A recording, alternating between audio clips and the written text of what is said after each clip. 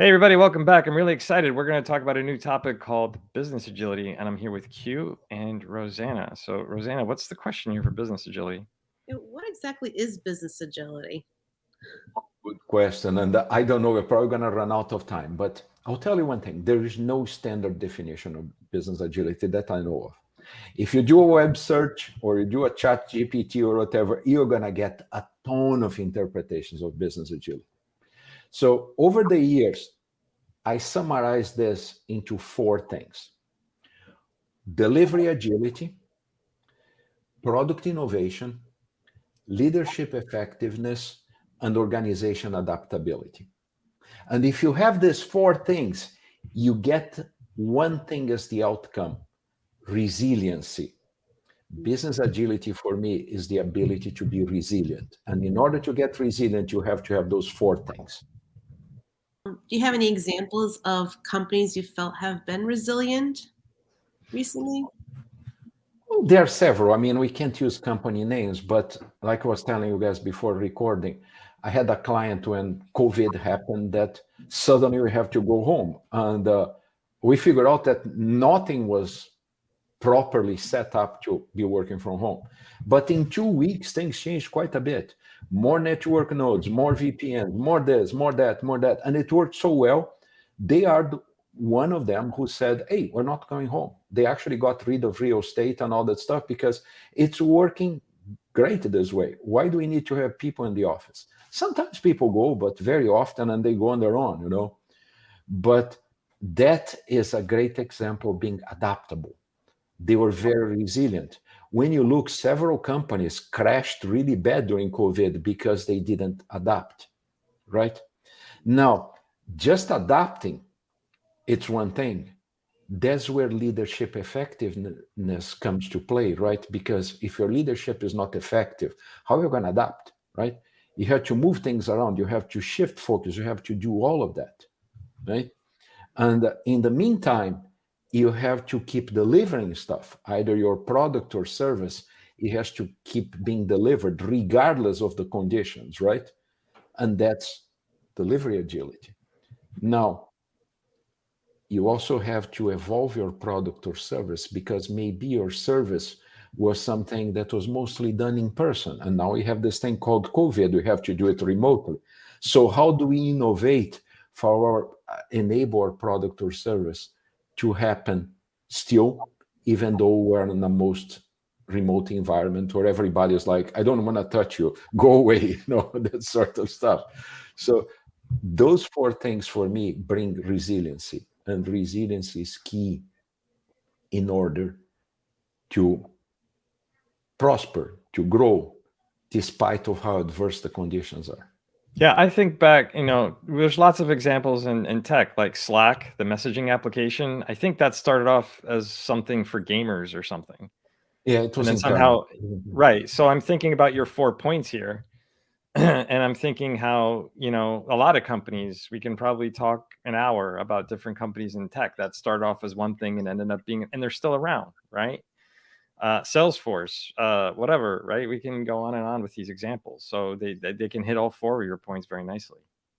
And you see how many people actually failed, right?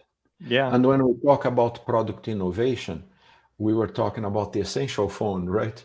How badly it went because they got into a time crunch. They wanted to deliver something at a certain time, and then the quality, okay, we deliver and then we fix it. Well, then it was too late because the customer experience was really bad, right? So they didn't have the proper agility. They were agile at delivering the hardware, but they were not agile enough to deliver the software to work at the hardware. And then the quality got impacted, right? It broke my heart. I love the phone, it was a great phone, but the software was a catastrophe, right? So all these things have to work together.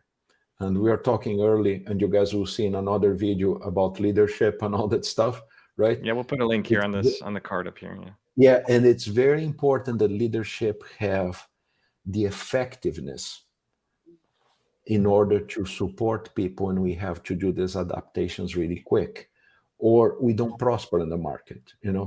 maybe you're good. I mean, oh, hey, being third in the market is great for me. Yeah, but the guy who is fourth doesn't think that way. Next thing you know, they're on top of you and you're number 4 now. And then the number 5 is going to eat you. And the next thing you know, you're number 5, right? So that's why those 4 things matter. So let's talk about this. So as we're recording this, yesterday I saw in the news that now GM, along with Ford, have an agreement with Tesla to share their supercharging network. So is this an example of business agility? Because that's, yeah. What do you think, Hugh? I think it's a great example to try to expand, right? I have an electric car and I love it, but the problem is, if you go to charge point, 70% of the charge point chargers are broke, right? I mean, the ones in where I live, they work, but if you go a bit farther, they're all broke. And sometimes they're behind a dumpster, you know. Where is it? Oh, it's behind the dumpster, right? So I think Tesla did a much better job with the infrastructure, right? I know the Volkswagen Group is doing it quite a bit in Europe, and in the States they have Electrify America. But for the most part, the charging infrastructure is a nightmare. So the best thing to do is, why can't we use just one plug that works for everybody? Yeah, well, that's a good point too, right?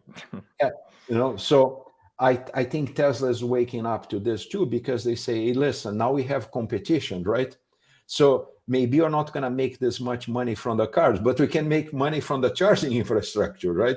So that's business agility. It's hey, how can we innovate this? So, and Ford and GM are like, okay, hey, it's going to cost a ton of money to build the infrastructure, and it's going to be slow. So why can't we partner with these guys, right, and get this work together? If you look at this, Netflix runs under AWS infrastructure, right?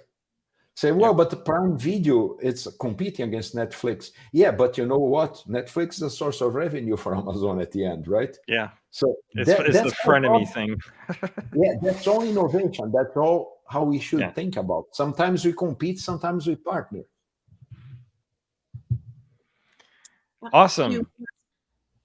About leadership effectiveness, how important do you think it is to have foresight? Well, it's very important, but the question is, do they actually think that way? Do we do a great job on explaining to them that that's part of it, right? So I think I answer a question with a question, but it begs the question, right? Do they understand why they have to have it? Is there the critical need to do it? Where's the burning platform? Where's the sense of urgency, right?